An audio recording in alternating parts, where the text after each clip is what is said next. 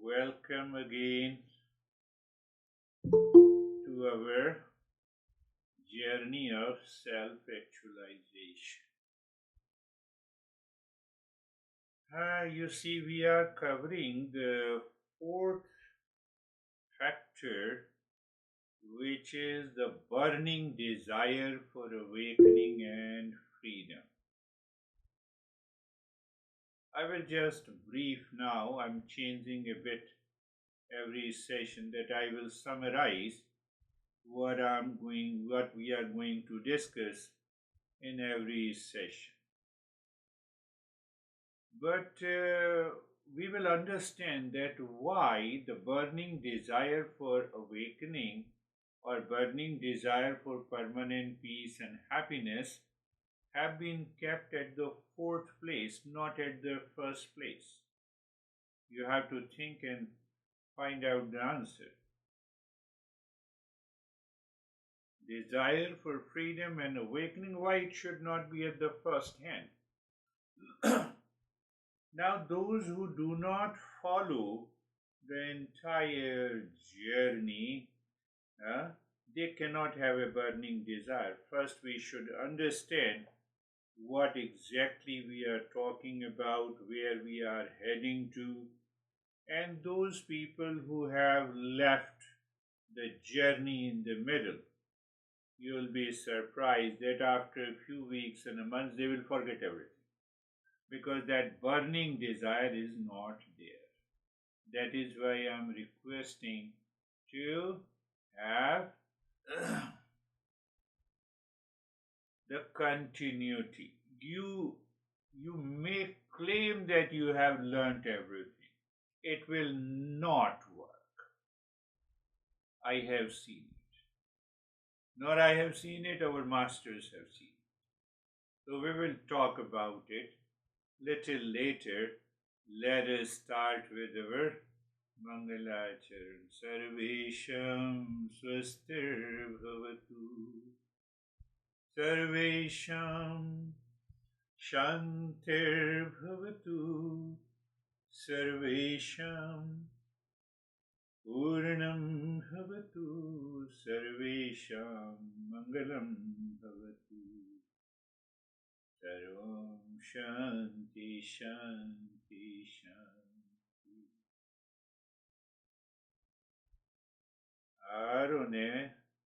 Are you on a pilgrimage or a vacation? Can you go to vacation for peace, happiness, love, truth, and wisdom?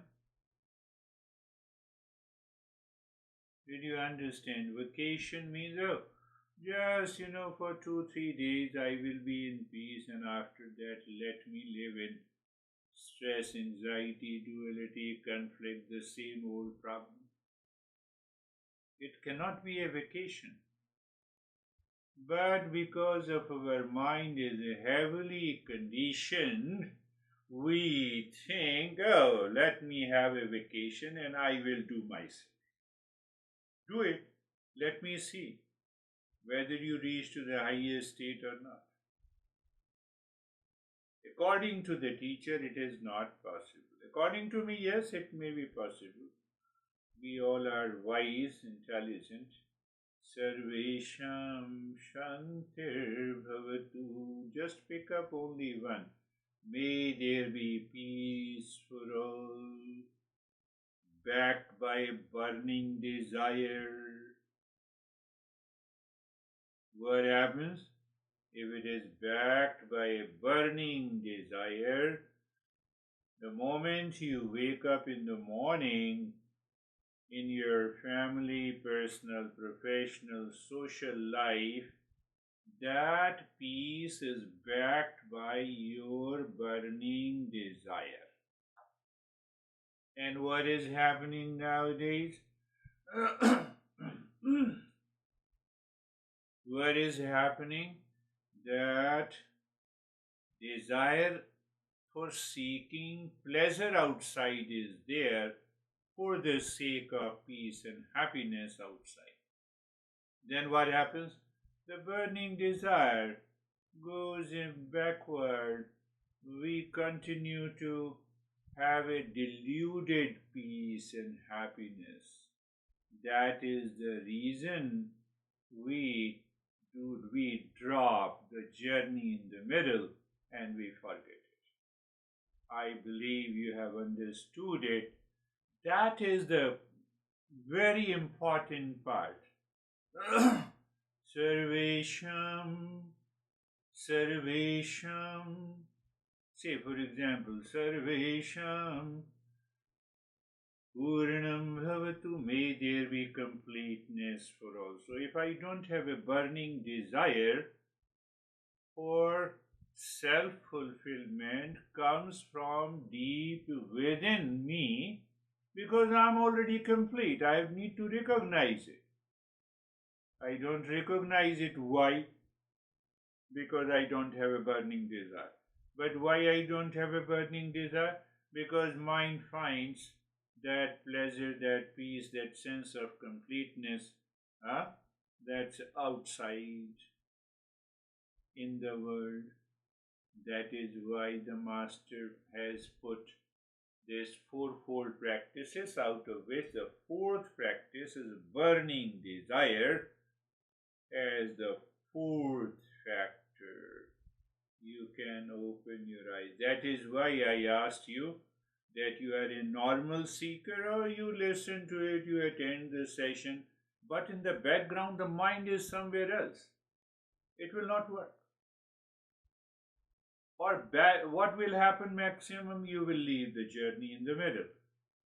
But problem is that if you have learned for 3 years, for example, and you have left the journey, Master says that you will return back to the same state sooner or later. It can never happen that you live into the same state. People have done 20 years of the practice, then they left it, they return to the same state. But before we go further, let us discuss what we did since the last session, how many times we had been into anxiety, how many times my mind said, okay, let me skip this session. He is talking the same thing. I know it. When you know it, why don't you attend the session? So burning desire is not. Are you understanding that why we had the viveka? First is the discernment, fourfold practices. First qualification. Second is the dispassion. Third, we have recently covered the 6 treasures. And fourth is the burning desire. Why the Master did not put the first as a burning desire? Second, discernment. I gave you just a bit of answer. Let us start. Now it is your turn to share your experiences, your expertise. Why should I say your experiences? Yes, Dennis.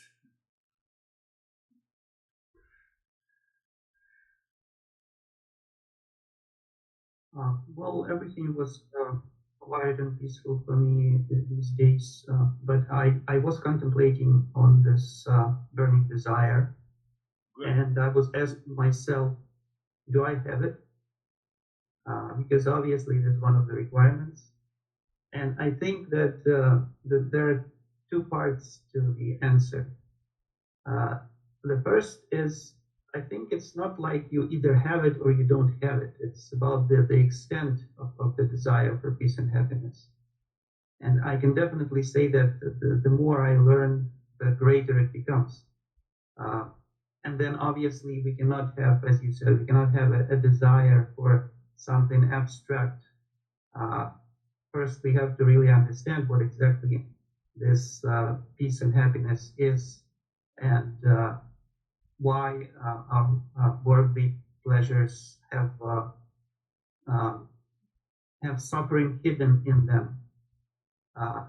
And the more we understand it, its logic dictates that we will want it, because it is something everyone wants, but it just they don't know that they want exactly that.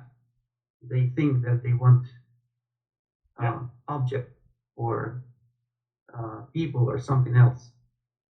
So this is the second part of the answer. That I think the desire for peace and happiness, it lives in the intellect, and the mind doesn't think in terms of peace and happiness. It thinks in terms of specific objects, like I want that object or I need that thing. It doesn't reason why it wants, it just wants. And only through the intellect we understand that the mind believes that it will obtain peace and happiness by possessing an object, which is nonsense.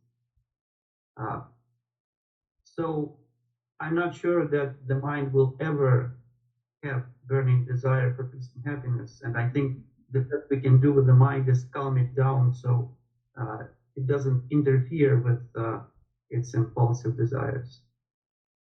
I like it. You said it's nonsense, but we are always in the mode of nonsense. I'm seeking something. Why? For peace. I'm seeking something for happiness. I'm seeking something, but that something does not have a property of happiness.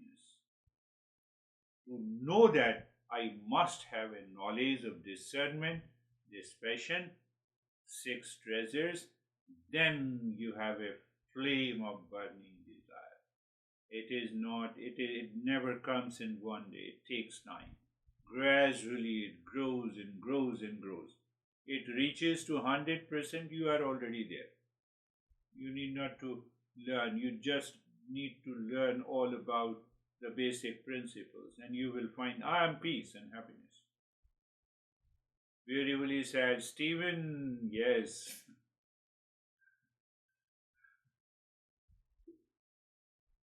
Thank you, sir. Good to be back. Good. I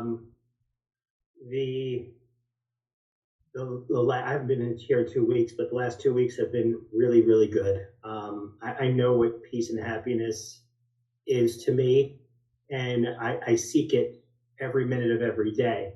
And not to say that there hasn't been moments, there's been moments of challenges, but the ability to recognize it immediately, faster and faster is happening. And I find it to be very interesting because one of the things I've been contemplating and reflecting on more specifically is for many years of my life, I always lived 3 to 5 steps ahead of myself, always planning, always knowing what's going on, always, wanting to take every action and know its consequences before I actually make a decision. And it was exhausting and it was stressful. It created anxiety. And this journey has, over the years, has brought it back to, 4 steps ahead, to 3 steps ahead, to now I truly live in the moment. And my honey always criticizes me now of the fact that I'm living in the moment, and I kind of every now and then forget to do something that she's kind of blaming it on me getting older rather than on the fact that it's not that important. I don't need to worry about it. So that's what I've been thinking about lately, because our latest trip, we just drove back from LA. So 6 hours in the car listening to me forgetting things, And I know Dave and Dre are laughing because they know my wife. And I was just sitting there, just listening to her. And then she goes, "Are you listening to me?" And I'm sitting there going, "I'm actually reciting the Mongolian Charan right now in order to keep myself focused. So no, I'm really not listening to you, but I'm not going to tell you that." So that's what's going on. So beautiful. Thank you. You see, we start recognizing the mind pays too much importance to those things which are not important, and that I recognize. So when I recognize and I drop it, so I live in a moment. For me, this session is most important until it is finished. Let my entire focus should be there to help you understand these principles of Eastern wisdom. Beautifully said. How are you, David and Jerry? Thank you.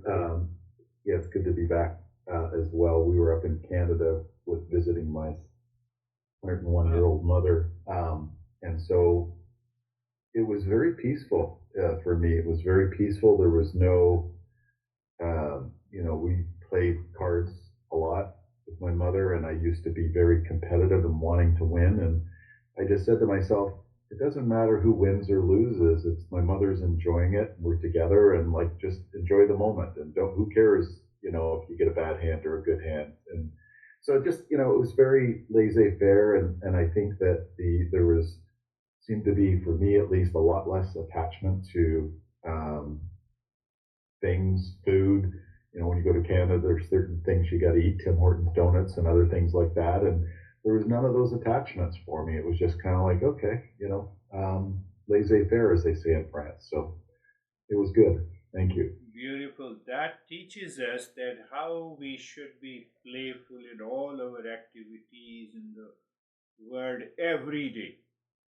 Otherwise, one day, burning desire is absent, and then the desire for seeking peace is there. We get frustrated. Beautifully said. How are you, Jerry? Sir, I'm good. Thank you. Definitely have a burning desire. I'm committed to that peace and knowing. I'm very clear that it's within, and that it comes with me through to every situation and every relationship every day. And David's mom, she doesn't speak of meditation. However, she has the best attitude, and I'm convinced that it's why she's lived to 101 and she can still play cards. And she has her morning and her afternoon nap, but she has the best attitude, and it's not about things or places or people. It's just within her, and it's really a beautiful thing. Yeah. Even if you don't practice meditation, the knowledge is not coming from outside, but maybe since your birth, you have that sense of attitude. And attitude comes from the state of the mind. And in that state of the mind, you are not carried away by the worldly things. Obviously, you are into that state. It's beautiful to share it. Beautifully. How are you, Christina Rago? Then we will go to Christina. There we go. Thank you. I had been thinking back to burning desire. I remember as a teenager asking the question, why? What's the purpose? What's my life's purpose? And that question has been with me ever since. And so it sort of surprises me how off track I can still get, caught up in all the, anxiety, duality, the shoulds, all the things, the list of to-dos. And I noticed it this weekend where I got caught up with all the have-dos for work and working. And then at one point I said, I'm going to stop and just do a puzzle. And then my kids joined in, and I, found that I have a hard time stopping, work to enjoy. So it's not even like I'm attached to joy. I'm attached to not experiencing it, maybe. Yes, something is going on in the mind. We are going to discuss in detail about, in 1 or 2 or 3 sessions, what exactly is the burning desire. And if we have a specific attitude and a thought pattern, it means the burning desire is not there. So once we understand clearly, but one thing it comes, I have a right knowledge what is real and unreal. Clear? There is only one real, that is the real nature. I have a dispassion from what is changing, what is unreal. So I am fully aware that peace and happiness are not the properties of anything outside. So what is left? Peace and happiness is within me. Then I had the glimpses of that peace and happiness through the six treasures. Now, what is left? So, if I follow the entire sequence, I have the right knowledge, I should remind. But then, what happens to this knowledge? Knowledge goes into the background. Who is going to listen to this, old guy? Better to enjoy some pleasures in the world. And the moment your mind says, let me enjoy the pleasure, you have gone one step down, second step down, third step down, fourth, and then you forget it. So, in that context, Master is saying you should have a burning desire. We'll talk about it. Yes, Christina. Hello, everyone. I have been up to a lot of reflecting, and the contemplation comes, but more so reflecting as I just ended my 20s and turned 30 this past weekend, and I've been journaling a ton. My good friend got me this wonderful journal, and that I'm like, oh, this is like, because I've been thinking, oh, I always write on these big pieces of paper. I was like, but I don't need it, so I didn't buy it for myself, and then I was gifted it, so that was wonderful in itself and sweet.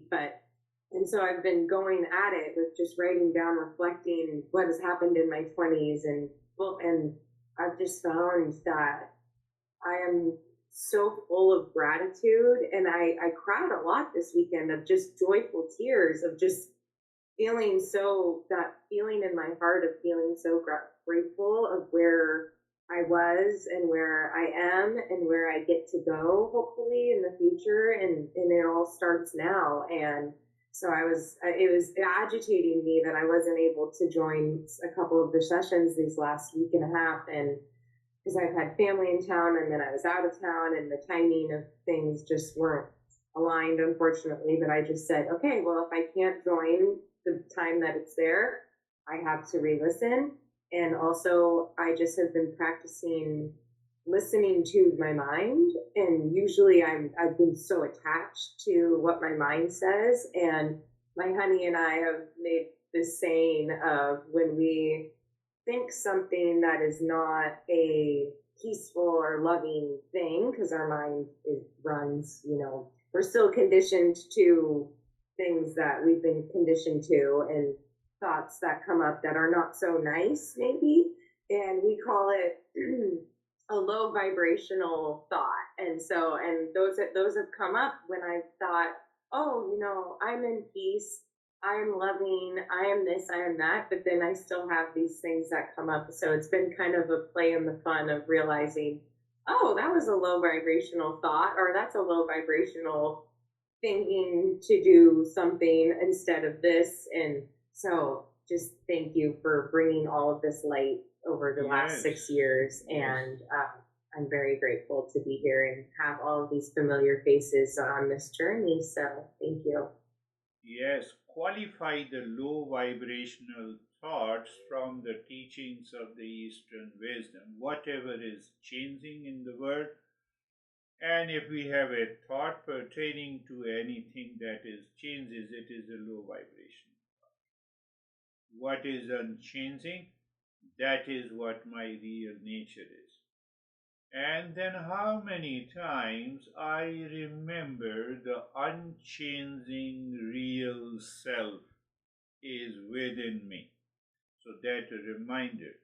So the first part, what I said, that we only desire what we really understand. Dennis has put in a right perspective. If I don't have the right knowledge, how can I have a desire? If I don't know what a smartwatch is, its benefit, possibilities, and a value, there is no genuine desire for it. The same law applies to awakening and realization. I am of the nature of peace and happiness. I am peace and happiness. One is the theoretical statement, other is separating that peace and happiness is unchanging. It is unchanging. first I have to be very clear. There must be a conviction, and that conviction comes by regular contemplation and reflection, as you said. Then what about the material goals? We should continue with our whatever we are doing outside. There is no problem, whether it's a career, finances, health, and skill, but with awareness that they have a beginning. It is a vacation. It has a beginning, it has an end point. You don't marry every day. You don't think about the career. Once you decided the career, you join it and you start working on it. So everything has a starting point and a finishing point. But goal of life do not have a starting point and a finishing point. So if I'm consistently aware of that goal of life, it becomes a burning desire. It becomes a burning desire. And I use a simple metaphor. Are you on vacation in the Eastern wisdom or moving in? Vacation means what? You already understand. Vacation means 2-3 days, 1 week. Eastern wisdom. I don't want to say otherwise, that couple feels very bad. They went to Hawaii and they became sick and they stayed for a week. It was their vacation. From Arizona to Hawaii, so far. 6-7 hours of the flight. And they were sick here and they became sick there. They spent the entire 7 days in a hotel. So vacation, understand, vacation seeker. Oh, let me understand what is this Eastern wisdom. Peace, okay, everything. I know it. It is not going to work in that way. Even after 5 years and 100 of hours, life looks emotionally similar if you don't have the burning desire. Oh, you should have taught us earlier in the very first day. No, it will not work. We should have a right knowledge. So now we have a very right plus the basic knowledge.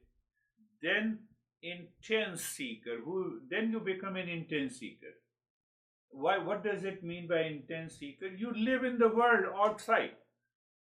Oh, we live with our partner. We have challenges of the wealth and the car and all the stuff. Everything is working, but you feel the presence there. Mind is aware that where I'm heading to is totally different and separate from this world of change. Is it possible? Yes, it is possible. It is possible. If it is not possible, then what happens? The mind continues to think about the stuff that is changing outside, and that kills your burning desire for. I am not saying that you become a monk, you leave everything. No, it should be there. I should remind myself, I should reflect on this. I should have that burning desire. 46 years. Now it is the 47th year.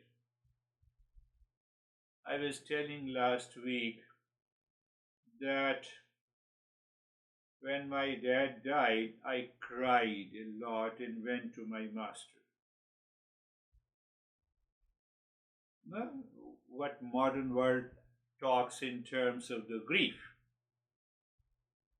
Then my brother died. When my mom died, I didn't know what is this, a very young kid. So you simply know, dad and people are crying, so I also cried. Then my older brother died, and after 10 years, so there was a lot of awareness in that regard, so there is no issue. My uncle died.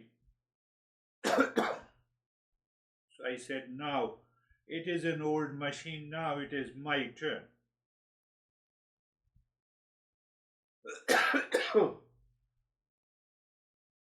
What happened? 4 people died within a span of 2-3 years.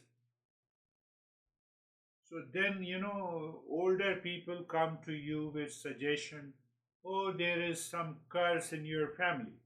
Now you are the oldest, now it is your turn. My turn has yet to come after 2002. Can you get rid of these extreme circumstances and continue to have a burning desire? You will see that the life changes completely. Life changes completely. We will talk about this burning desire in a different way in our next lesson. Because today is the day for longer practice. Close your eyes. Eyes are closed. We are on a pilgrim, not on vacation. We are not a tourist. Remember this. Eyes are closed. The stage 1. Stage 1. Place, position, and posture. You already know it. And you establish your seat. Because now you think that if you don't have a burning desire, you cannot, your mind cannot return instantly. But if you have a burning desire, your mind returns instantly to that state. You feel, you experience, you are aware of the place, position, and posture. You align the antenna before you ask for a signal. Am I right in that metaphor? That is what the place, position, and posture is. Second is being comfortable. You park the car before you open the inner map. You park the car, body. You move the mind from the top of the head to the toes and check. Consciously experience sensation, comfort, and steadiness. Patanjali defines asana as a relaxed and poised manner of sitting. Why he says? Because he is taking care of the mind. So I say being comfortable. I make it little more accessible, easy to understand. Because if I say that it is asana, then people have a different misunderstanding. So it is sensation, comfort, and steadiness. Then the third is the being carefree. Carefree, you have an attitude of inner detachment. You're not doing anything outside. You see where I'm taking you to? Your mind has a lot of thoughts and feeling and emotions, and you say, okay, let it come, let it go, let it come, let it go. And then gradually you notice. When you notice, you become an observer now. All your thought, feeling, and emotions are observed, separate from you, and you are an observer. Now you put the desire into the observer. It becomes a burning desire. You put the desire into the observed, you know what is going to happen. You get carried away. You see how subtle is the journey to understand? Oh, first I have to become an observer.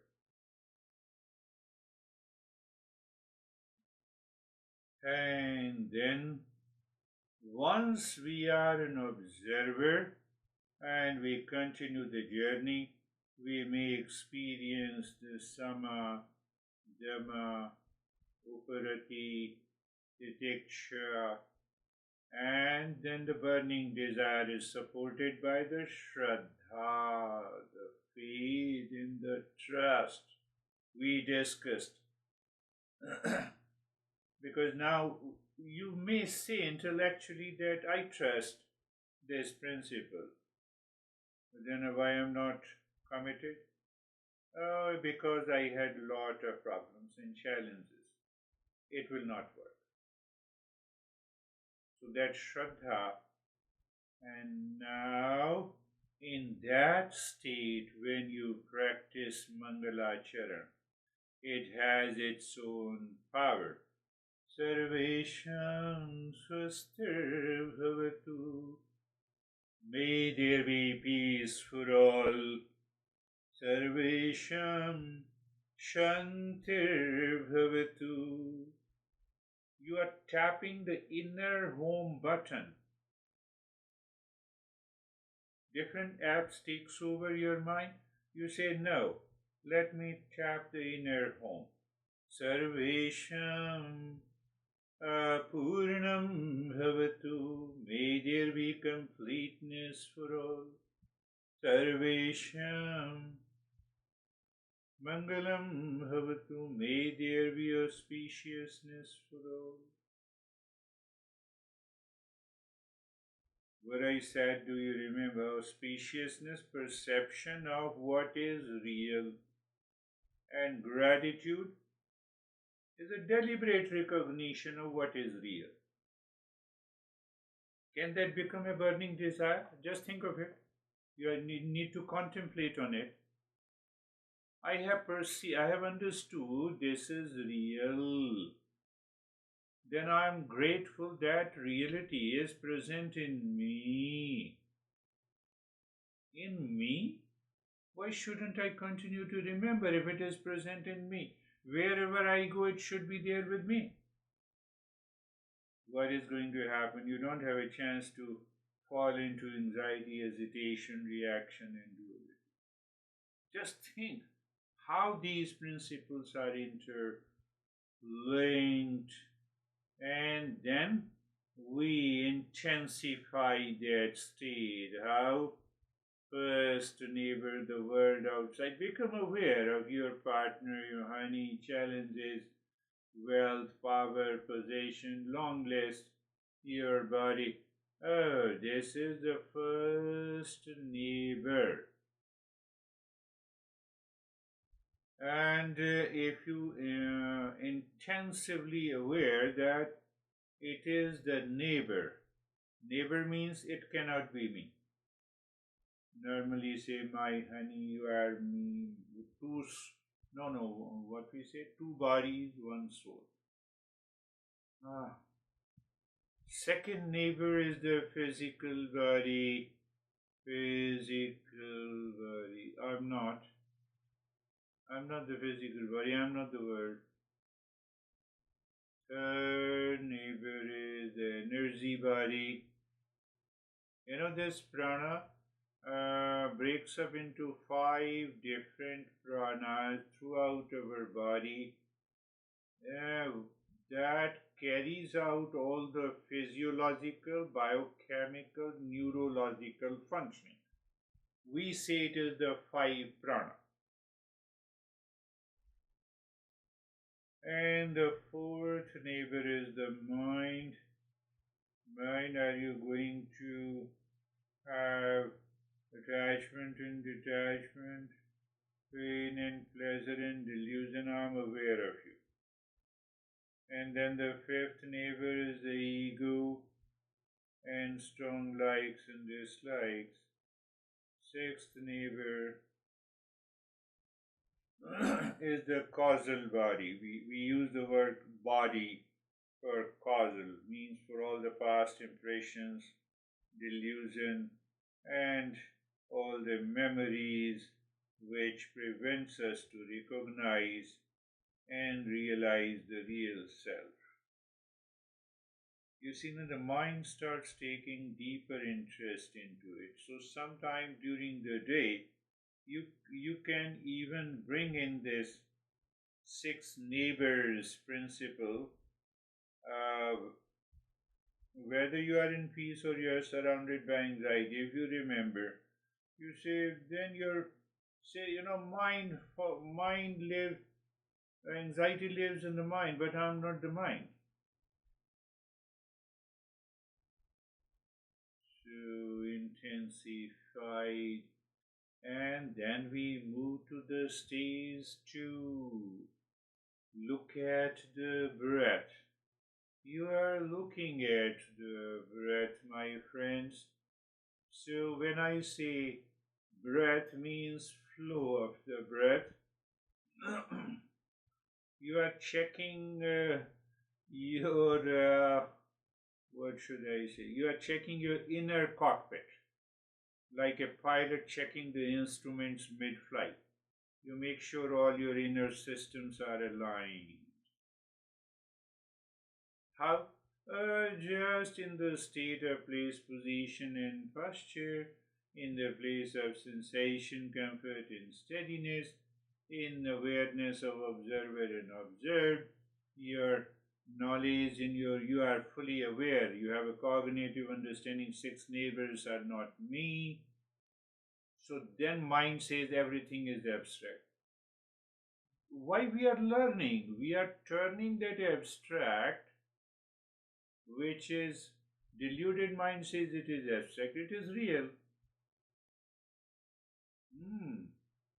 So you are aware of the flow of the breath, 3-pointed awareness of the flow of the breath, and in that state you look deep inside the forehead in the space and start breathing long, deep in the hissing breath into your chest, into your entire rib cage.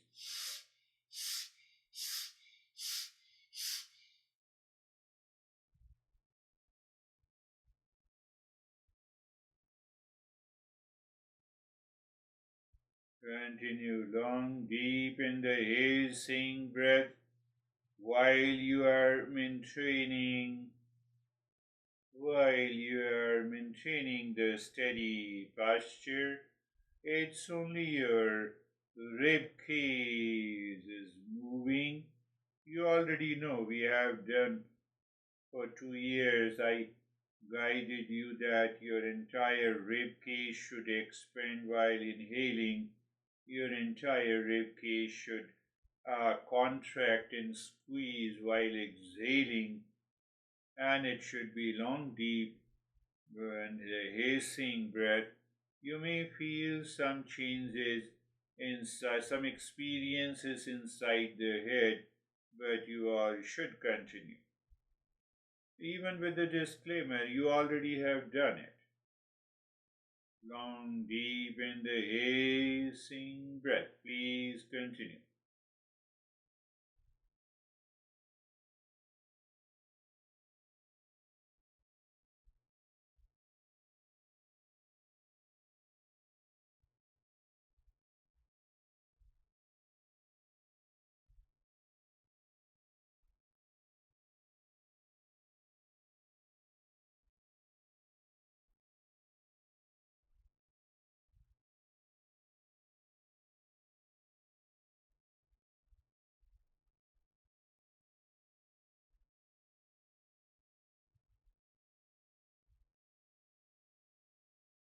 It's a breathing without fake mindfulness. Why I use the word fake mindfulness? You may feel drowsiness because of the breathing. It doesn't mean that you are going into mindfulness. We have to be very clear. No imagination, no hallucinations, no abstract ideas. And stop it. Start becoming aware of the breath. Return to the flow of the breath again. 3-pointed awareness of the flow of the breath. Do you remember? You also check if the flow from both the nostrils are equal. You enjoy that state. Even if it is not equal, still you enjoy.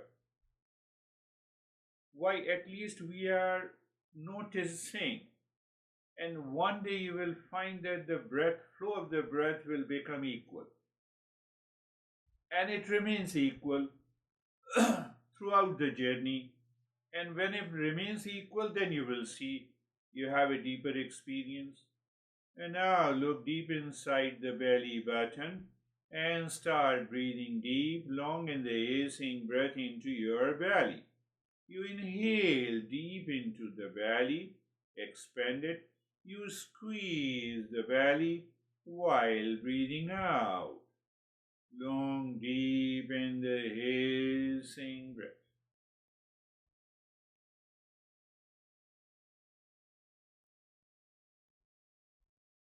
Internally, your observer in you says, yeah, I'm breathing and I'm noticing the breath. I'm breathing long, deep in the hissing breath.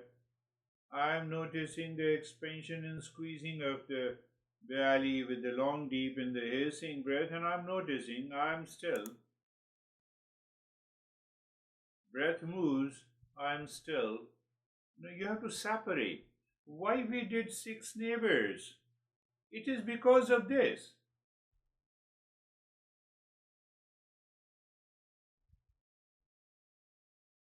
Not only this, but for also the purification of the mind. But when we have an intense and a very subtle higher awareness, we recognize all the 6 neighbors, are doing this breathing. I have to do nothing, and let it continue. I'm just an observer. I believe you understand what I'm saying. We are in the second stage.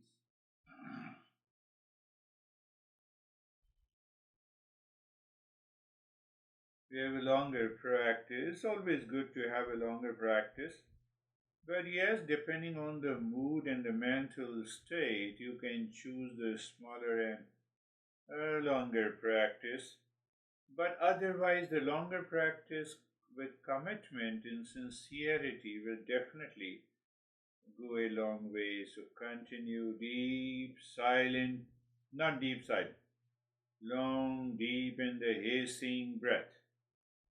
My mind went to the nyasa, so no, not nyasa now. Continue with the long, deep in the hissing breath. So you see now, you see the, I would say, the permutation and combination of these steps. You have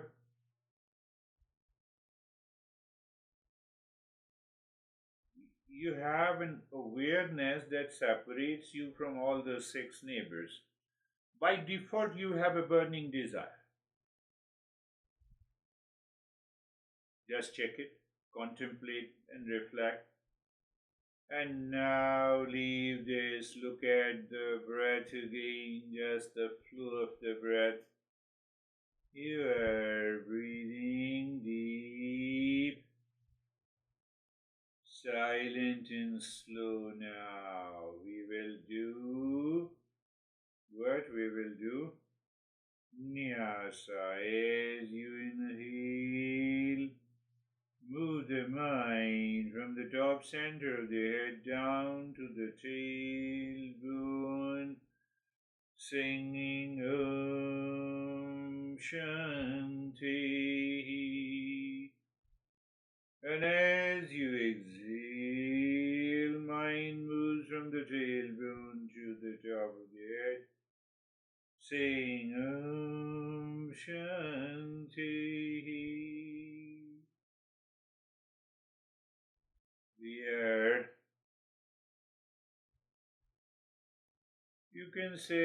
You can put this into the second stage or the third stage. You can put into the third stage because you are doing Om Shanti. You can put it into the second stage because you are breathing deep, silent and slow. Second stage is all about purification of the mind, focus of the mind, and sustaining that state of place, position, posture, sensation, relaxation, and stillness. Inner turbulence is not there. So you can put it into second. Just think of it. And the third stage, obviously, where we follow Om Shanti. So, first step of Om Shanti we followed in the Nyasa. Now leave this, return to the normal breathing pattern. Check the flow of the breath. And on that flow of the breath, drop Om Shanti on the track of the breath. But here, what precaution is required? You are not changing the rate and the rhythm of the breath. You are attentive of it. Means that there are 4 points of awareness. First point of awareness, the breath goes in and out. Second point, you feel the sensation. We want to live into cognitive awareness. Means that awareness we know, not subconscious. Third, there is no change in the rate. And fourth is dropping Om Shanti.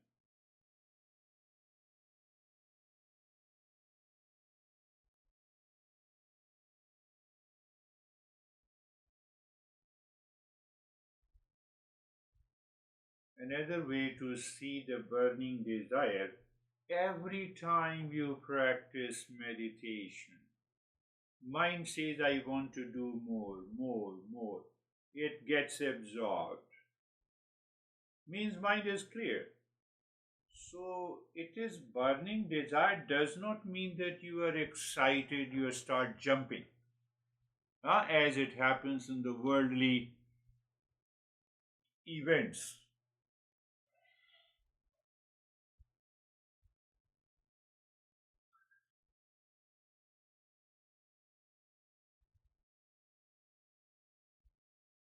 You may be living into the intense desire inside, but there is a state of calmness, external and the inner calmness continues. I believe you are understanding it is different than it is different from the worldly event of burning desire.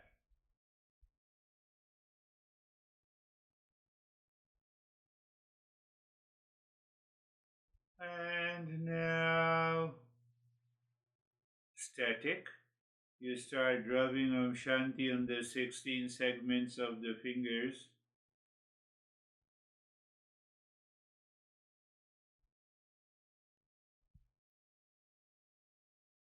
And you will see the difference. Your mind gets more absorbed deeper within. As if the mind becomes aware of all the segments one after the other without any movement. You may have that level of awareness.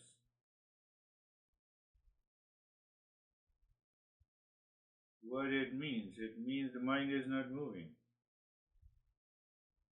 Is it so? Let us see that. Contemplate and reflect.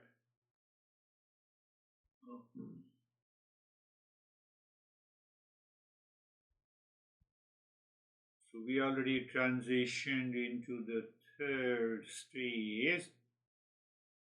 Continue.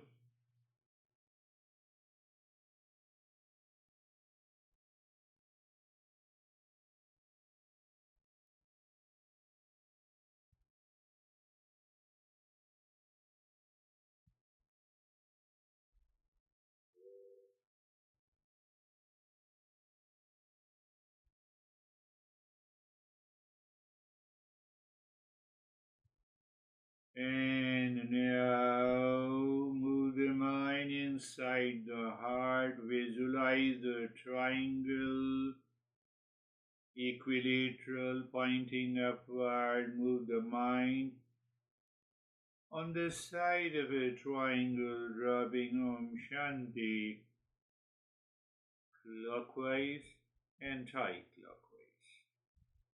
One time clockwise movement, another time anti-clockwise movement.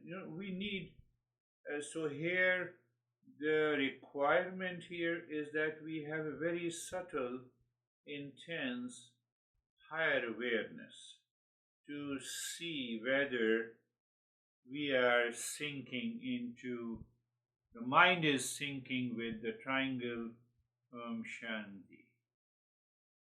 Sinking means there is no obstruction at all. No obstruction means mind is not looking anything outside.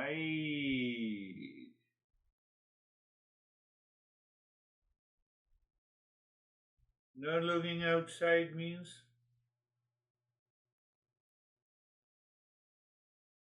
mind is living within with the burning desire. So that burning desire is very calm, very cool inside. And now is the time to push the mind deep inside the cave of your heart, singing Om. Mind seems to stop. You say Shanti. We transition into the stage 4. Self-absorption. Absorption means I'm still aware. I'm fully aware. So can you say that that awareness is your clear observer? It is never attached and identified with anything outside?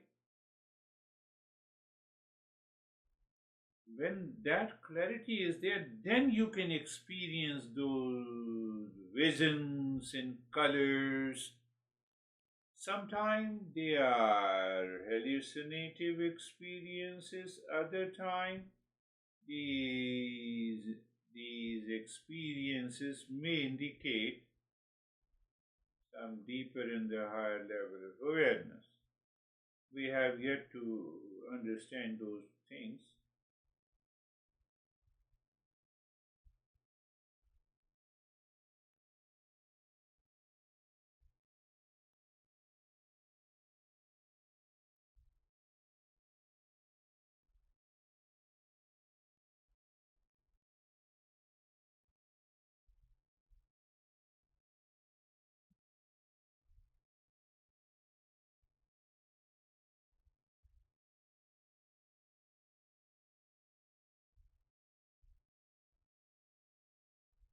Let the experiences come and go.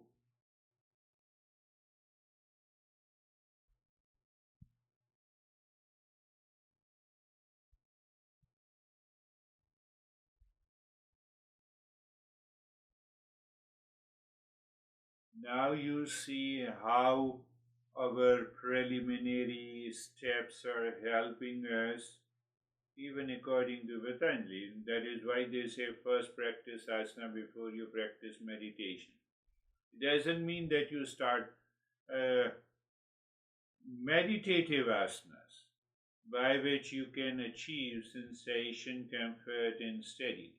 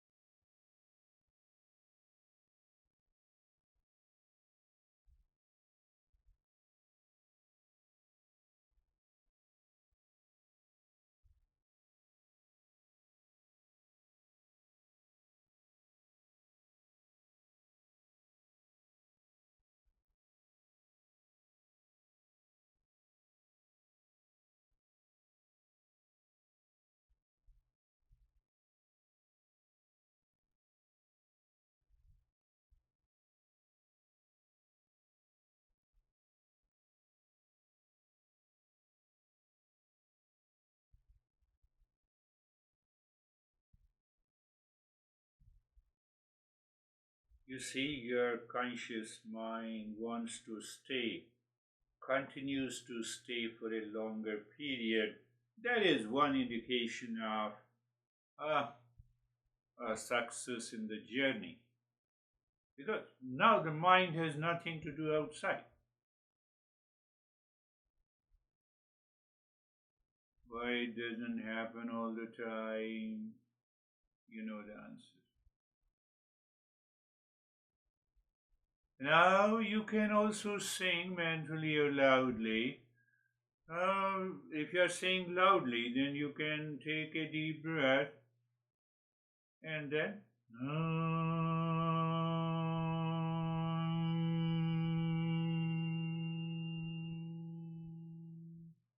you take another deep breath, and while breathing out, Shanti, Shanti, Shanti. You are invoking, you are recognizing. Is it deeper inside? Am I the peace?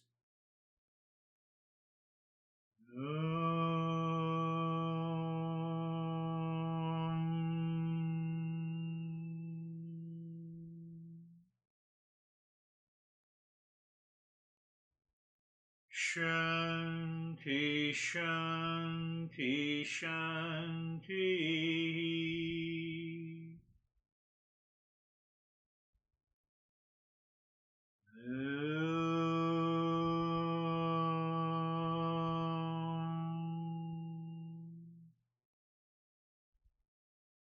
Shanti, Shanti, Shanti.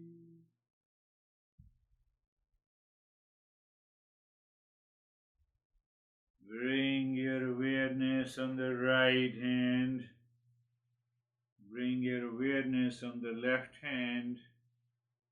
Lift your both the palms, place it on your eyes, open the eyes inside the palms.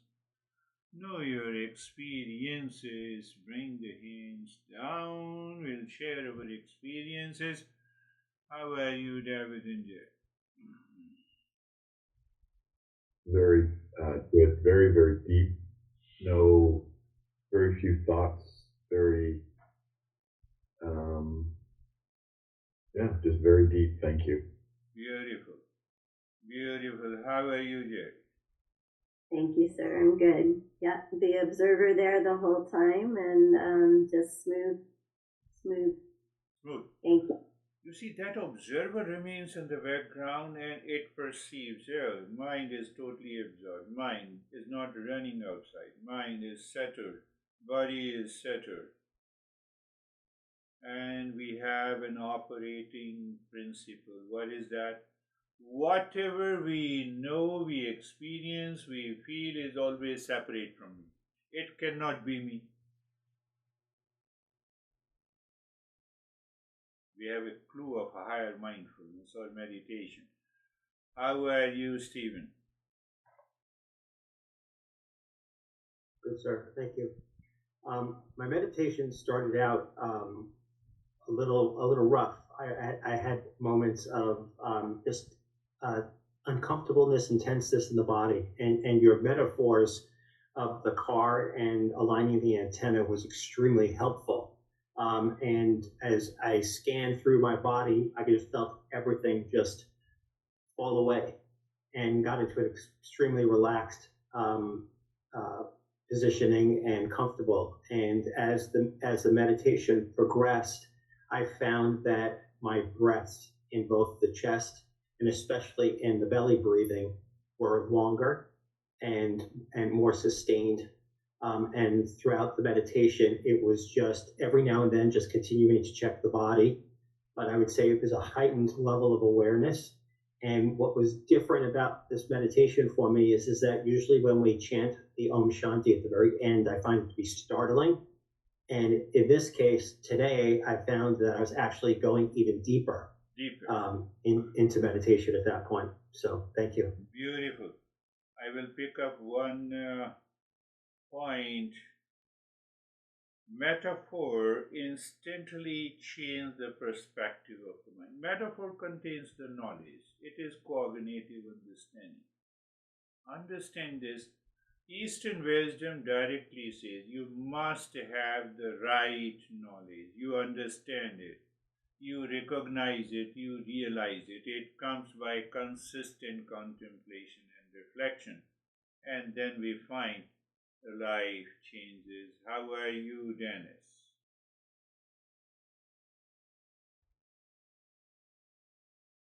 Peaceful and comfortable meditation, the body and the mind became very still after the breathing, and then the mind was just resting in the dark space and enjoying, sometimes observing the thoughts and finding them irrelevant, I would say. Yeah. Very peaceful. Beautiful. You one metaphor coming to my mind, it lost. It's okay. It's a wonderful, wonderful state. I will talk later, if it returns to me. Yes, Christina Rago. Thank you again.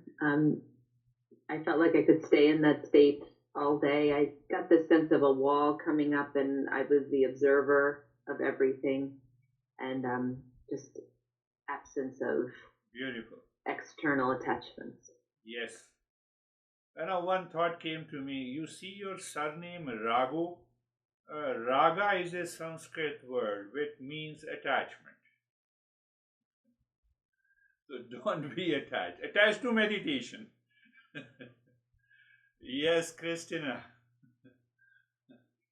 Thank you, Girish. I was able to jump into, as Dennis and Stephen, I think, said that after the breathing, it was just effortless. But at the same time, I was fully aware. But then at one moment when you were quiet, I was in such a blissful state, and usually it startles me, but I had to split my mind, wanted to race and say, oh no, you missed, I completely forgot that I was online here, and I was like, oh shoot, I missed Girish today, and then I realized, I was like, wait, you're in meditation right now, so that was kind of silly, I don't know, but I'm in fully peaceful state, so thank you. Beautiful, yes. Younger generation have this kind of an expression, but it indicates a deeper state. So until we meet next time, you have to remember, am I a pilgrim or a tourist? Tourist changes the places, the destination. Pilgrim, it has to reach to the final destination. That is your burning desire. Tourist, let me do this, let me do that, let me taste this, let me taste this. We have limitations, but we do it. That is all for today. Thank you very much. We'll meet again. Thank you. Namaste. Thank you.